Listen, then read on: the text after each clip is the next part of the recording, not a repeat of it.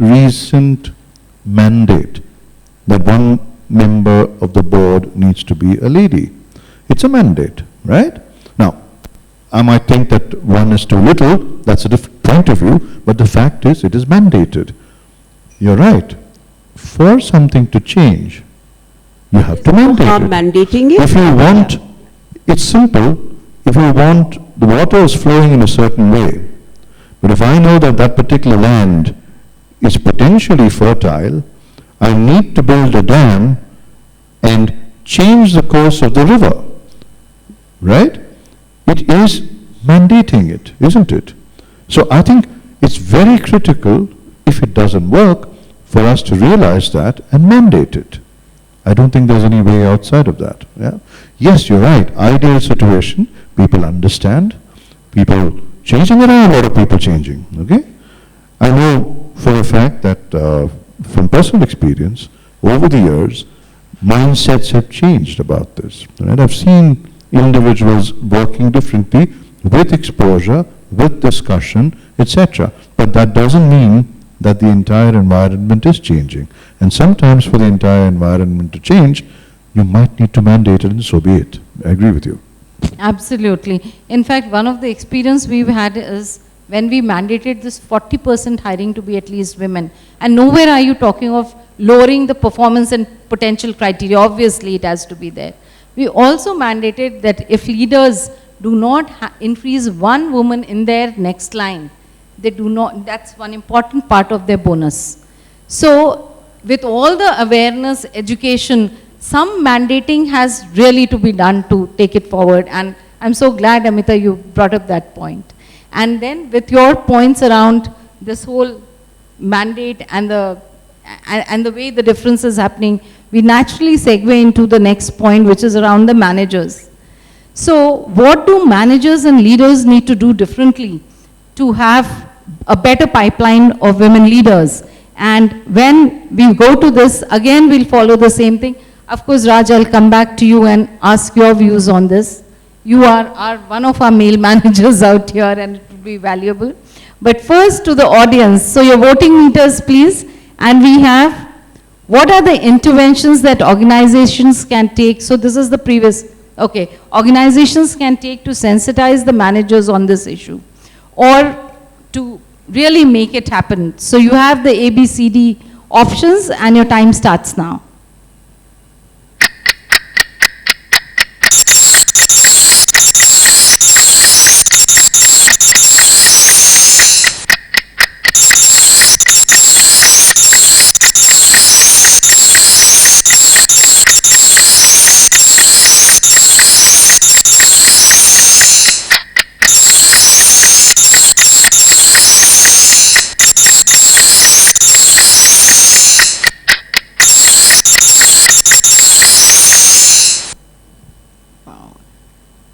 So emphasize on giving equal opportunities is 39%.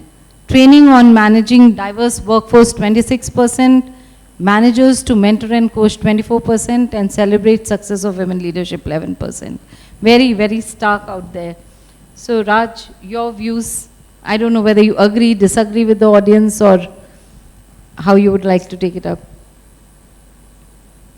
I think, yes, it is important to emphasize, but will emphasizing give the results? I sometimes ask that question, right? I think we should more than emphasize, right? I think I wouldn't say as a first step, I would not say that we should mandate, no. But as a first step, it certainly needs to be emphasized very, very clearly that the organization, the employees, the business as a whole stands to benefit from a very diverse workforce on the first hand and a diverse leadership group, yeah, and a leadership pipeline.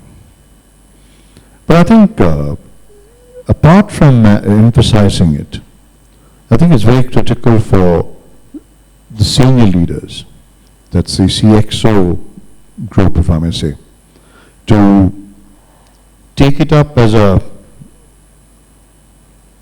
lack of a better word, as a mission, right? To emphasize the need for this and also perhaps sponsor, to use that word, not just mentor, a diverse workforce and give women leaders who are in the N-2 or N-3 the exposure and the opportunity to work on projects.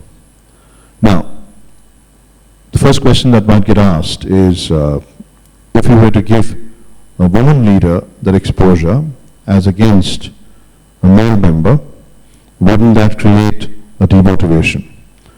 I think if it's communicated right, and if it's communicated with the, in the right manner,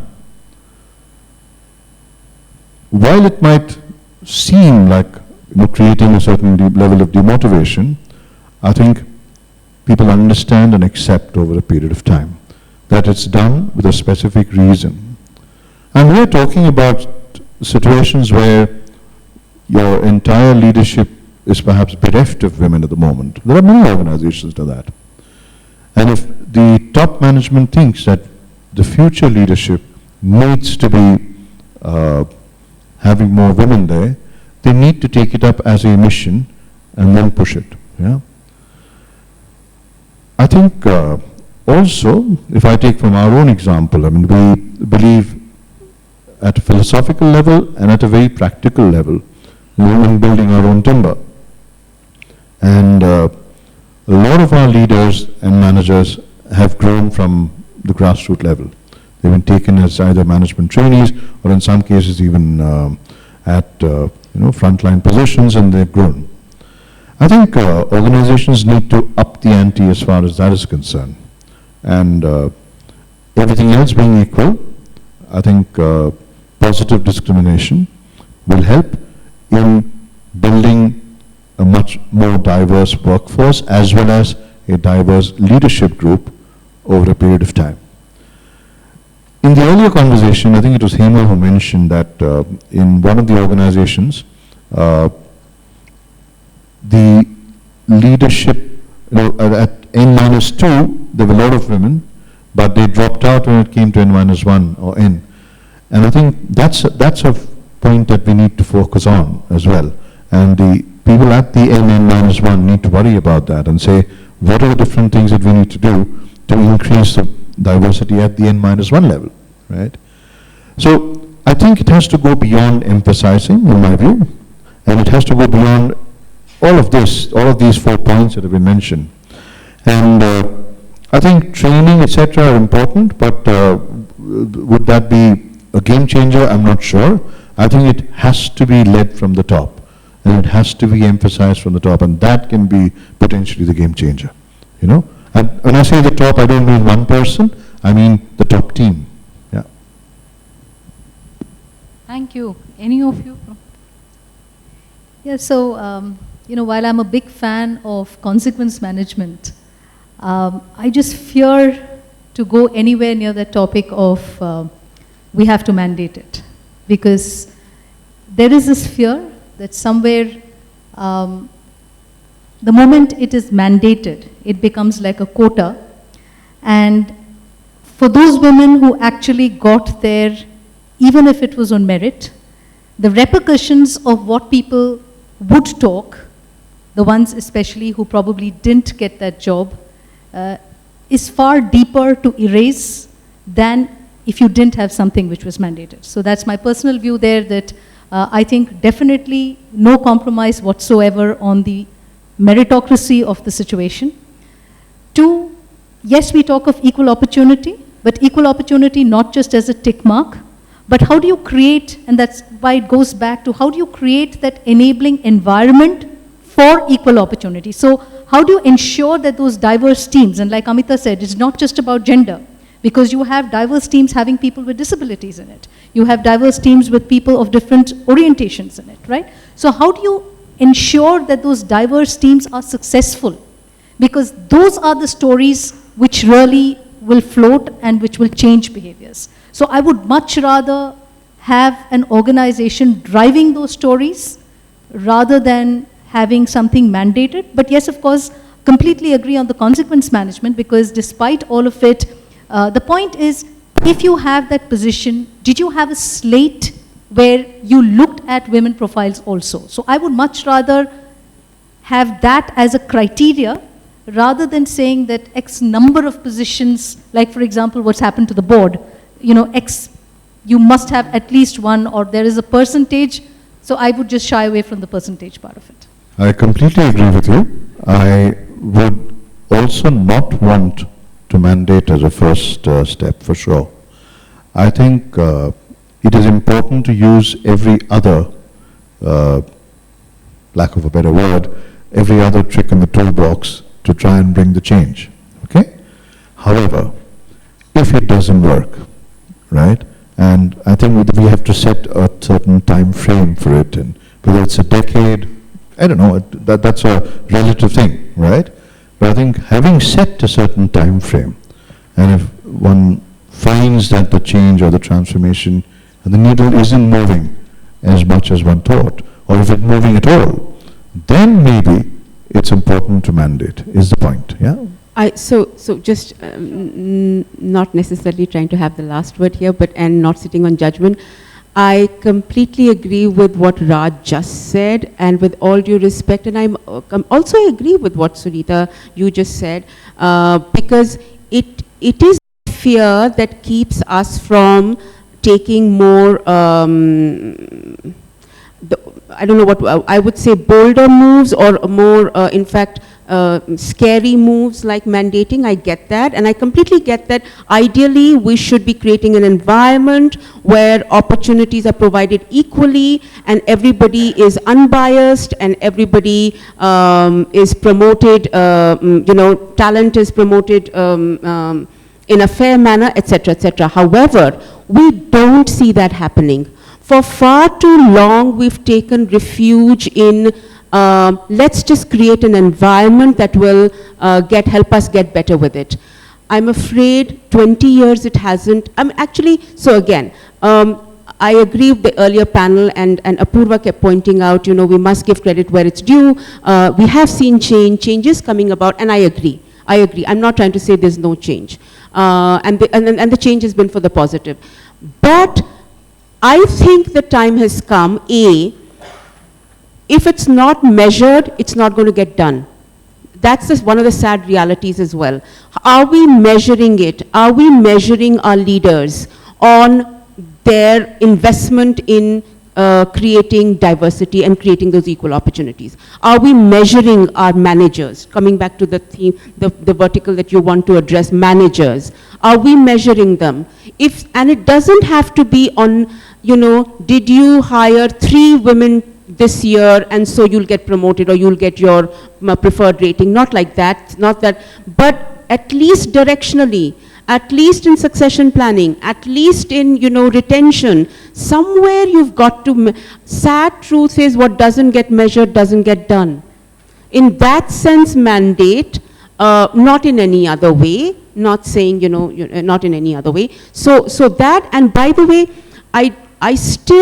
I don't know whether I can say that I'm an optimist, and therefore I'm going to make the following statement, or whether, I'm being unrealistic, so I'm going to make the following statement. I still have faith in managerial development and managerial training. Most of our organizations, from what I know, and I could be wrong, I don't know everybody the way they built their internal programs, but we focus on building leaders, and we impart leadership training. How much of that includes inclusive leadership? How much of that have we built in, helping our managers understand what are those inclusive behaviors that you need to demonstrate for you to be a good leader?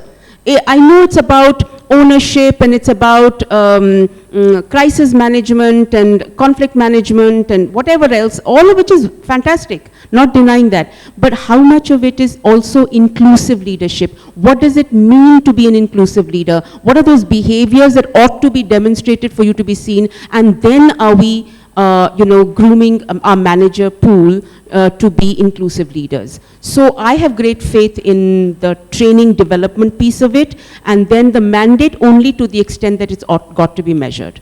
Absolutely. So we, If I may, just one last element. I think can't overemphasize the role of communication.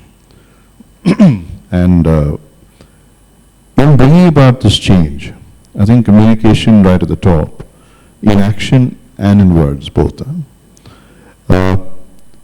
Secondly, if anything is to be mandated, I think it's very critical to go through the rest of the steps before you get to the mandate one, and communicate that as well, as to why something is being mandated, and then build a certain consensus around the need for mandating. I think that's very important, because ultimately, unless it is done in an inclusive manner, the inclusion agenda doesn't get taken care of. So I think whatever needs to be done has to be done in an extremely inclusive manner as well.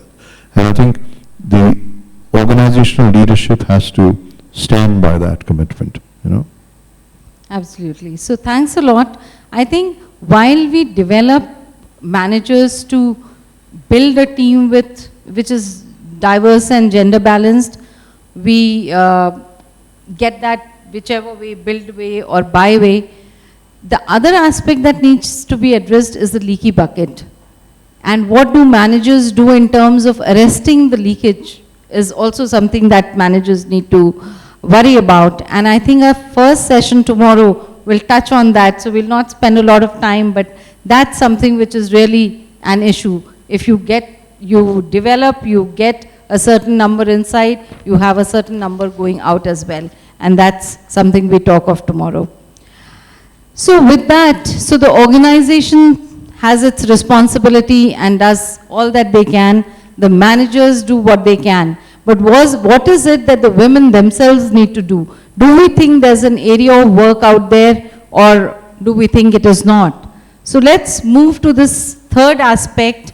And the question to the audience again is, what do women need to do themselves in order to attain leadership positions? So again, A, B, C, D, and your time starts now.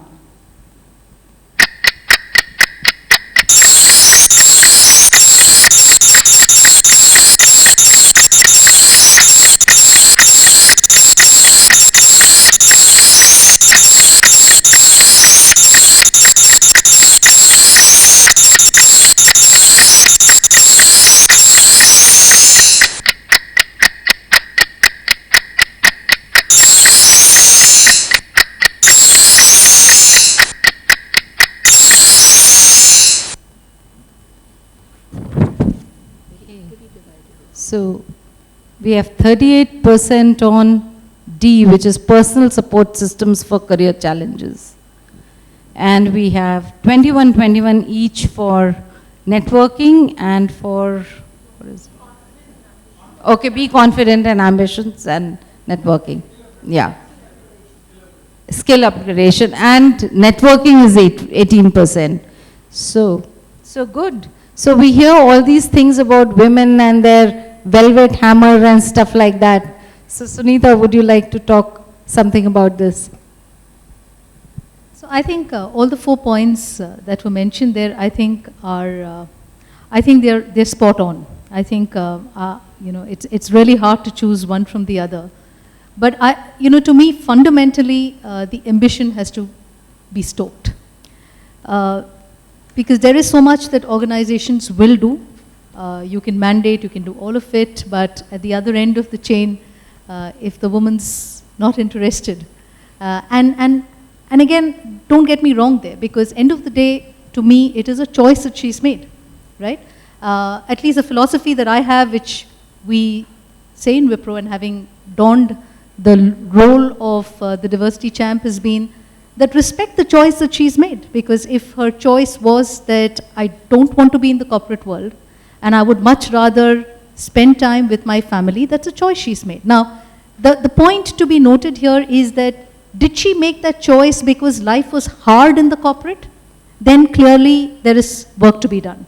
But was that something that was completely her choice and she wanted to do it?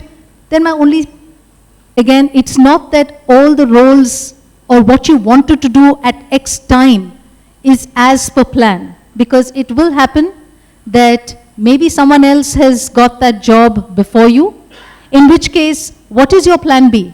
You know, so is it that you just quit and go off, or is it that you've made some other plans in terms of how do I navigate my career to finally get to where I want to get? So clearly to me, ambition is the primary point there, and of course supported by the policies, the systems, and so on and so forth. And lastly, you know, the points that the audience voted most in terms of the personal support system, absolutely. And over there again, what I would like to emphasize is it's not one over the other. So at no point should it be made so evident that it is career over my family or family over my career, right? At no point should it be that the family feels insecure that we're not her primary focus. So I think it is a balancing act in terms of how do you just get both equally on your side as you move along. It is definitely in terms of that ambition, how you're going to stoke it. It is definitely about the ecosystem